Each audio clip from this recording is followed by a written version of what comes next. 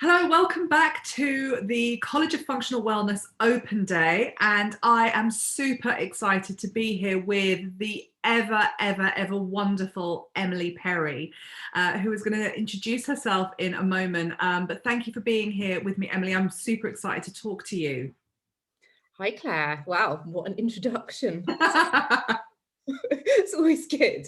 Yes, so I'm Emily Perry and I have been working in HR now for nearly 20 years, which is absolutely terrifying. But yeah, I've worked in HR since I was 18 years old for my sins. And yeah, I'm really excited to be here.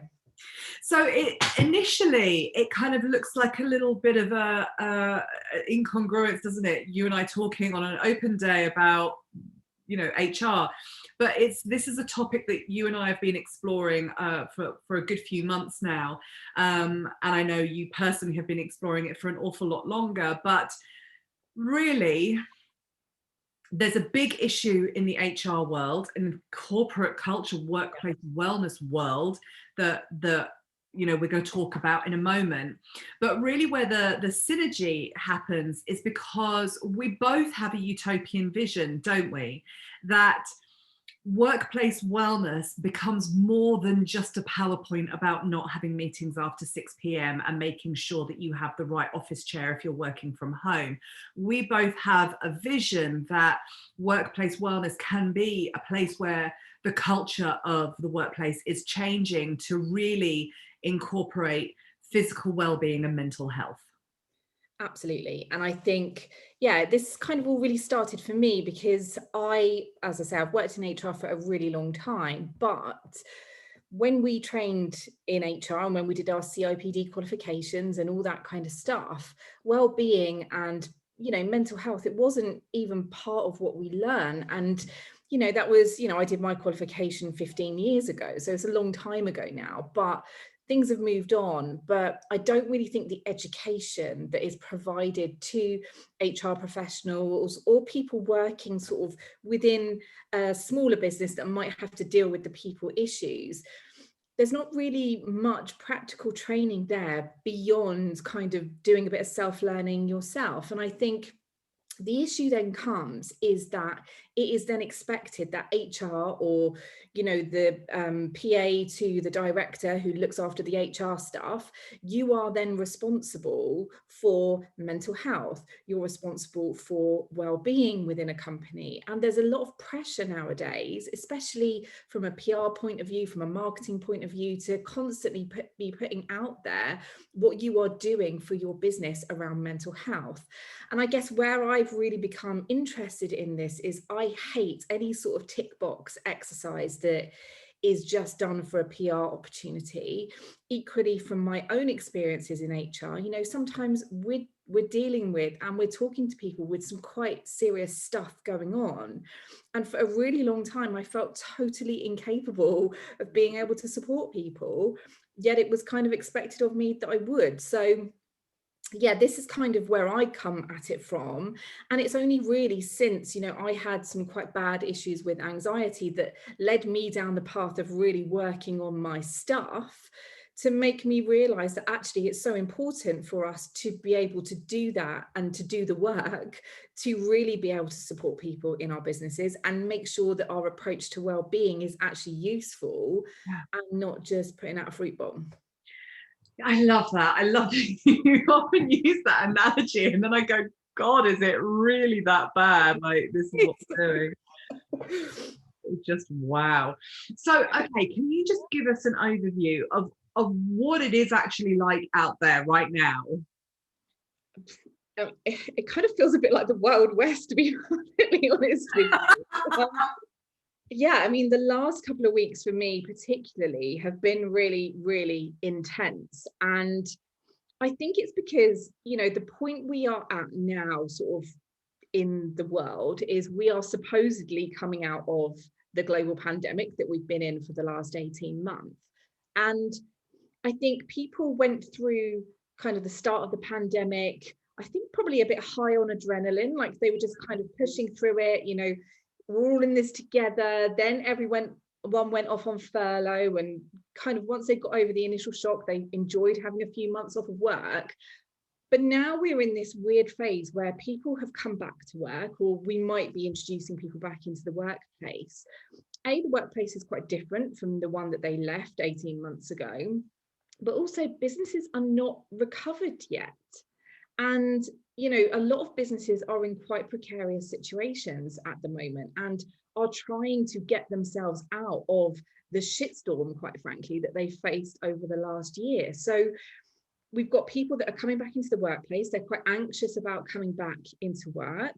Some people have absolutely loved working at home and have enjoyed the little bubble, whereas other people have hated working from home and have experienced issues around that. We've got loads of people that during kind of lockdown have split up with partners. There's loads of that going on at the moment. Loads of women who have really struggled with homeschooling and looking after the kids and working full time. It's just a lot. And then people who have actually had COVID themselves, they're struggling with long COVID in a lot of cases. They're struggling with the kind of trauma of having a potentially life-threatening illness. We've got people that are kind of reevaluating their lives at the moment and thinking, actually, I survived okay on 80% of my wages. I don't want the stress of coming back to my job as it was prior to lockdown. There's just so much going on at the moment. And that's before we even start to look at the mental health side of things. There's a huge amount of anxiety around at the moment. People are feeling quite depressed, I would say, because even though the media is telling us that we're coming out of this, we're clearly not. And things are still very tough for a lot of people at the moment. So there's a lot going on at the moment. Wild West is a great way of describing that. And it sounds like your CIPD qualification would have not geared you up for that at all. Literally not in the slightest. I mean, all I remember learning about on my CIPD was the Industrial Revolution. Really, that's about how valuable it was to me. So yeah, not great.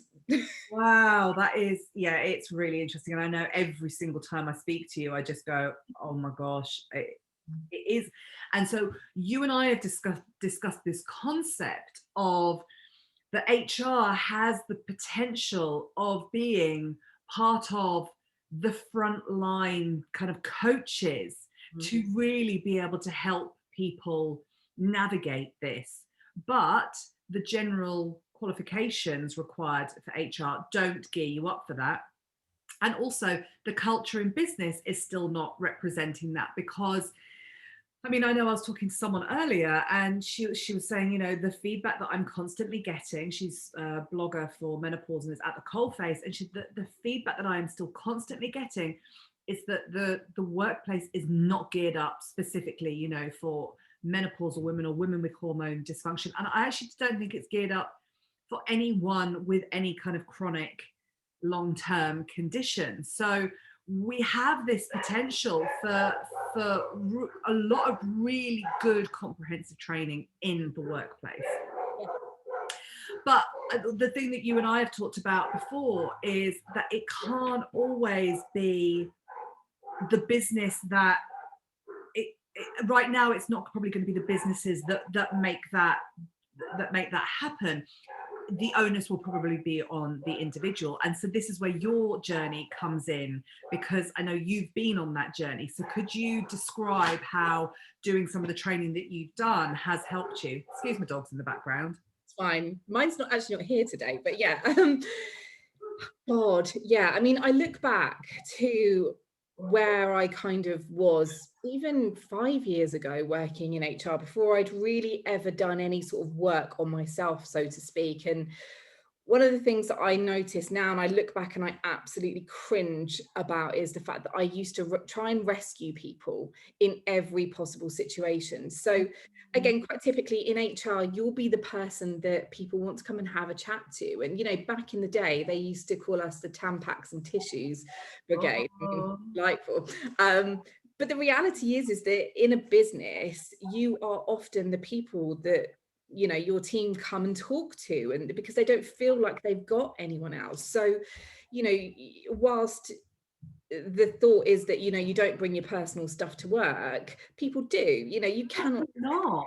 you cannot separate that. So for a lot of the time, you know, you spend your time talking to people about, you know, some quite big stuff that's going on in their lives, whether, you know, they're sick themselves, whether they've got a really sick relative, you know, they might be going through a really messy breakup, or, you know, whatever it is, you're dealing with some quite emotional stuff with people. And I think, you know, myself, I got into HR because I like helping people. Fundamentally, I really enjoy helping people. And unless you know that going in and trying to rescue someone is actually doing them a massive disservice, I used to spend all of my days just trying to, oh, there, let me give you a hug. I mean, I look back now and just think, oh my God, it was terrible. If a man came to me and had some sort of emotional breakdown, I literally couldn't handle it, because in my head, you know, my background is that men are strong and men don't show their feelings or emotions. And I literally couldn't handle it. And I remember once I had to sack a guy for doing something naughty on his computer. And he sat in the meeting and cried his eyes out to me. And I literally thought about that for months and months and months afterwards. I just couldn't handle it. So I think without doing that work, and what that work means is that, you know, you really start to look at your own stuff. So, you know, the things that really trigger you as an individual, and, you know, what that looks like for you. You know, are you able to sit with someone when they are telling you about the fact that their partner beat them up at the weekend, but they're too scared to leave them? You know, do you have the ability to sit and hold that space for them? Or is that going to freak you out because you experienced abuse yourself? So it's about really doing that work to unpack your stuff as a person, learn how you might be numbing out to that stuff as well. So again, like in corporate world, there's quite a lot of jokes around, oh, I'm just going to go home and have a glass of wine tonight, and oh yeah, wine will solve that. And you know, I do that still to a certain extent sometimes, but it's about really being aware of your stuff and what you do to numb out to this stuff you're experiencing on a day-to-day basis, and put in place structures to support that. Yeah. I think for me, one of the biggest tools of doing this training was to recognize that I actually needed supervision myself, to have someone external to the organization that I could go to and offload all of the stuff that people have been coming to me with, obviously confidentially, but to just have someone then hold that space for me. Because quite often, you know, particularly as I am, you know, I'm the only HR person in my organization, I have no one else to go to with Mm. this stuff. And I know a lot of people in HR feel the same. Like, we don't have anyone else to go to. We don't have our own HR person that we can go and have a chat to or an offload to. So, you know, if you think about the impact of that over time, you know, that's a lot to take on board. Yeah. Yeah. I was talking to a career pivot coach earlier who just said, you know, this culture that she's trying to put in is always for people to have mentoring, have a tribe. Like, it's so important. It's absolutely something that we teach in the college, is have mentoring, you know, be involved in a community, get that support where you need it, because then you end up being the best version of yourself. So the clarion call that I think that you and I are both putting out is, we want people in HR to train themselves on how to hold this emotional space, Yeah. which in turn will change the culture of a business. Because when we hold emotional space, it's not just about rescuing someone and placating them and telling them it's going to be okay when you have got no idea if it's going to be okay. Ultimately, it becomes a bit more about self-responsibility, doesn't it? And I know from my perspective, the thing that I always talk about is, you know, I have this real bugbear that, it's not a bugbear. It's, you know, I'm self-employed. Therefore, if I have a massive weekend and eat all the wrong things and have a really bad hangover and I can't show up for clinic, I don't get paid. That's my choice, being self-employed. But when the same is true in the corporate world, you can pull a sickie, and I know this because I used to be employed. You can pull a sickie and still get paid, but some people are actually turning up to work, actually only maybe giving 30%.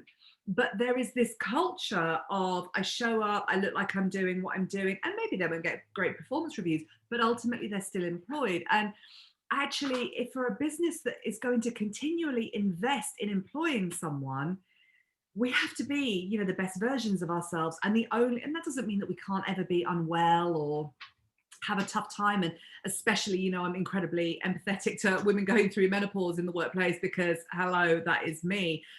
But still, we can still be doing what needs to be done to be able to function as well as we can function. Because, you know, I have to work incredibly hard for this menopause to not affect my work, because there is a lot demanded of me right now. We need that culture in the workplace for the businesses to be getting what it is they need. And it is a competitive world out there when it comes to work. So I am so passionate that not only do we have HR being able to hold this emotional space incredibly well, but also that there is somebody within that workplace that is interested in health, that maybe a bit like, you know, you get paid your extra 15 quid a month if you want to be the first aider or the fire marshal or whatever it is, but that somebody is encouraged to be a wellness coach, to have a recognized qualification. It doesn't even need to be someone in HR, does it? It's just somebody who is going, I'm going to take this to my workplace, that I actually would happily, you know, work with HR on this workplace wellness, and can give, you know, insured, accredited advice to people, and make sure that they are doing what needs to be done to make sure that they can do their work properly. And it doesn't feel like a big leap to me, because I see this play out in my clinic day in, day out, that people are taking self-responsibility. Why can't it happen? And I think the thing that you and I both really agree on is, well, either the corporations themselves, the businesses themselves, have to start making that change. And I know that that's a mission you're particularly excited on going out and, you know, taking up the mantle on. But the individuals can be that catalyst as well. It can be an individual who goes to their employer and says, or their HR department, and says, I would really like a career development grant because I want to do this in this workplace and actually affect change.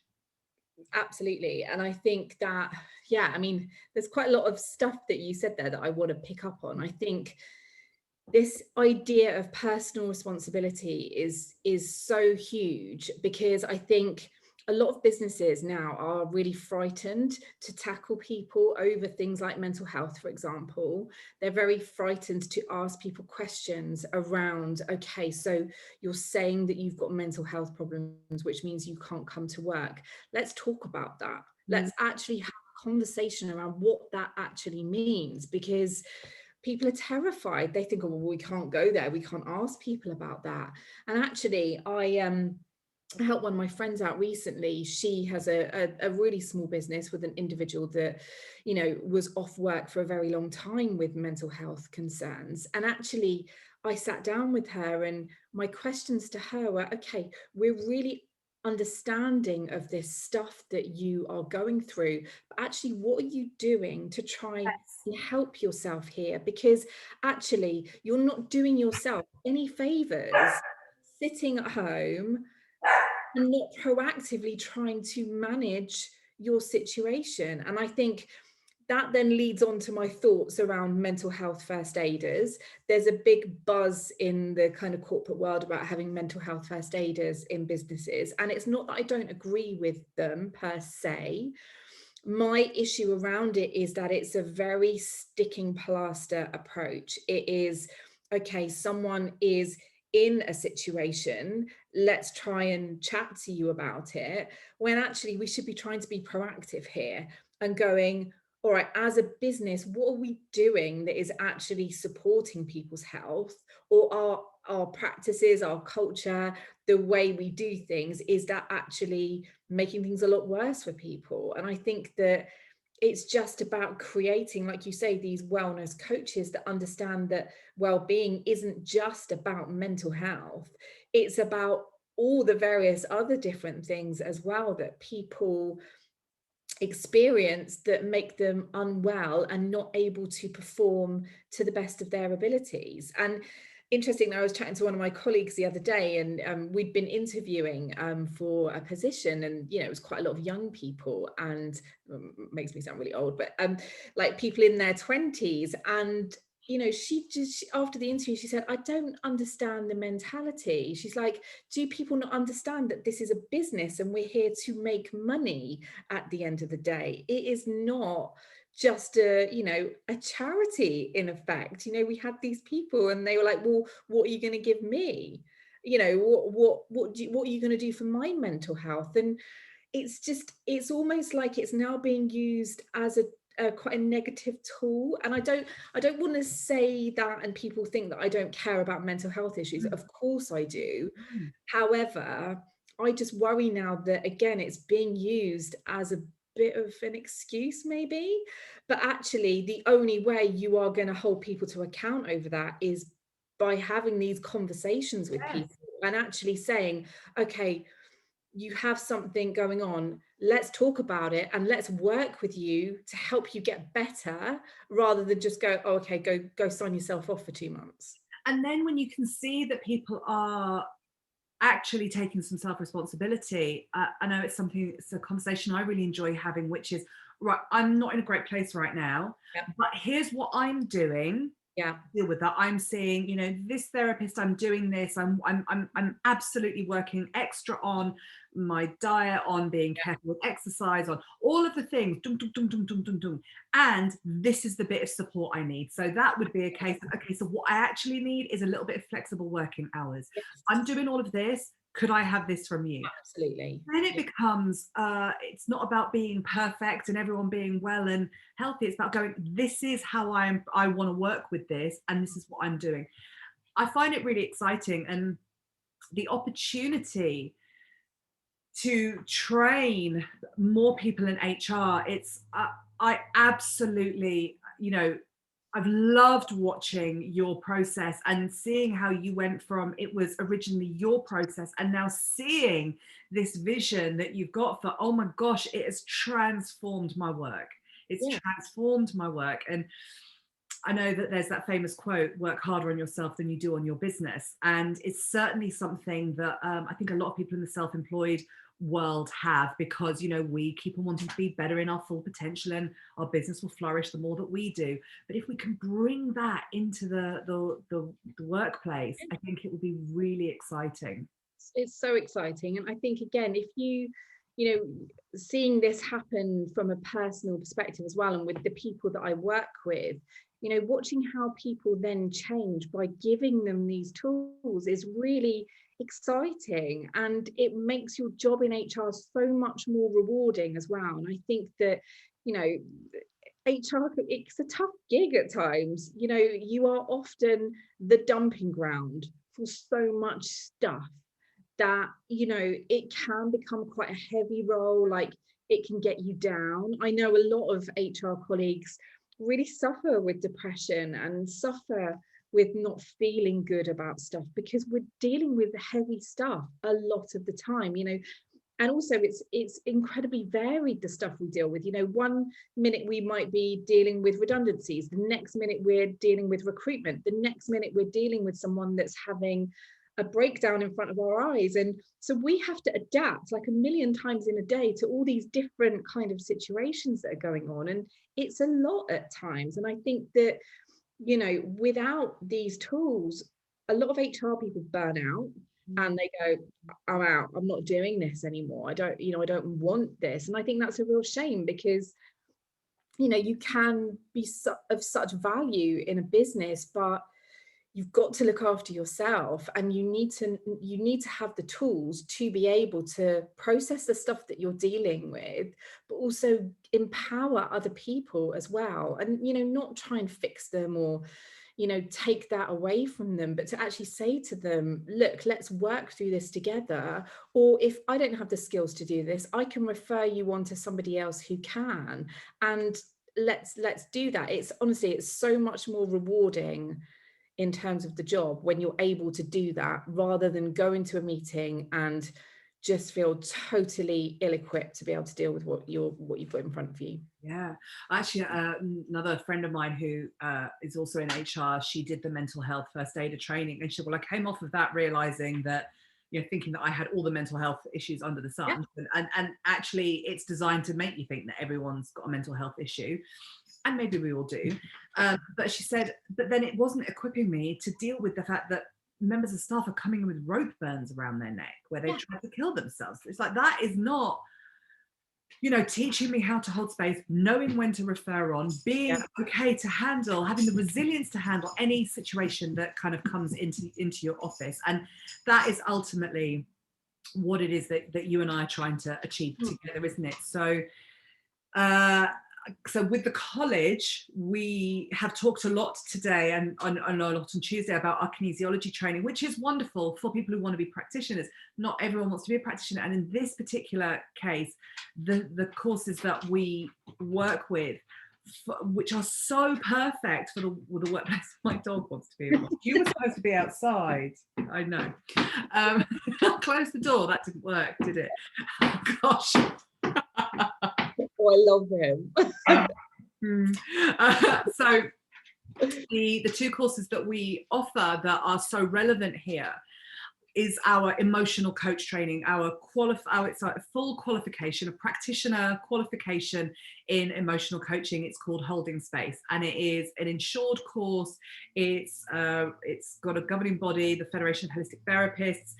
It is, I think, a profound training experience because it's about working on ourselves first and foremost. So we learn to put on our own oxygen mask first, and then the ripple effect of how we can support others. And as part of that training, there is about 8 months, isn't it, of mentoring, and you do case studies, and it's a very held experience. So you actually can start to build up your confidence. So rather than a 3-year counselling diploma, and I'm not putting down counselling, but it's quite time heavy.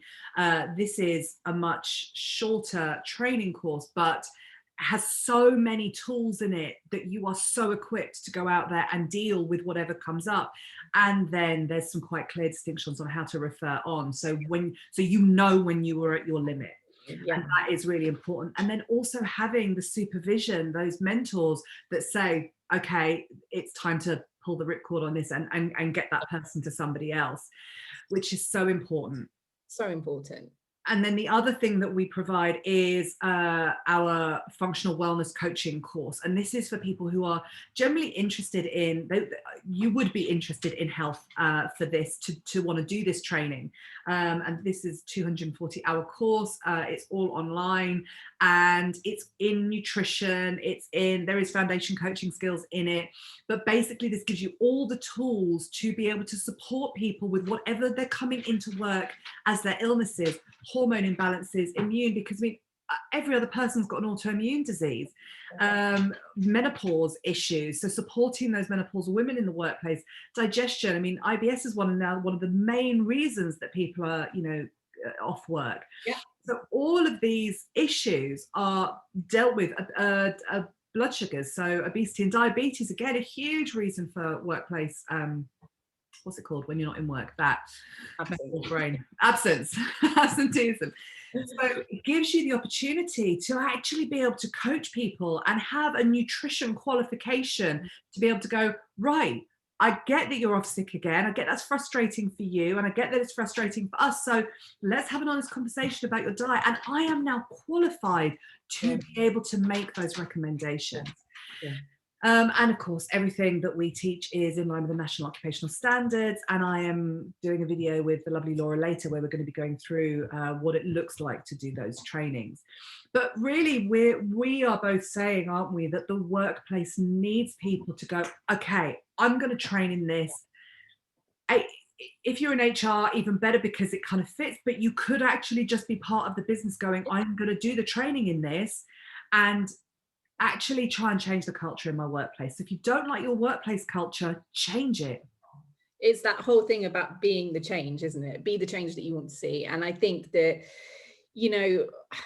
when we kind of get well-being put on us as HR, or, if anyone else in the organization has that as well, like we're often quite lost as to know, well, what does that mean? You know, what will actually help people? And I really truly believe that beyond all the fancy kind of stuff that you can do, what actually makes a difference is being able to have these conversations with people and being there to listen, because quite often people, they don't have anyone in their lives that can just sit and listen, but then hold them to account on improving things, or, you know, supporting them with their health, or, you know, signposting them in the right direction. It's, you know, it's such powerful stuff. And honestly, I wouldn't enjoy my work now as much as I do had I not done this training, because I genuinely think that this last year, it would have tipped me over the edge.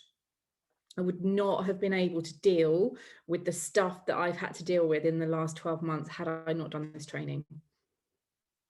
Well, that's the best testimonial ever, really.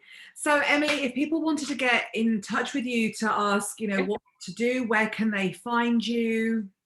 I am on LinkedIn, so people can find me on LinkedIn, or yeah, get in touch with Claire and get my email address. I'm very happy to share that, and for anyone to ask any questions about the training that I've done and what that involved, I'd be very happy to share. And anybody looking to change their workplace? Yeah, speak to Emily. Oh, Emily, it's always an absolute joy to speak to you. Thank you so much. You're very welcome. Have a wonderful evening, and I will speak to you soon. Yes, take care. Bye. Bye.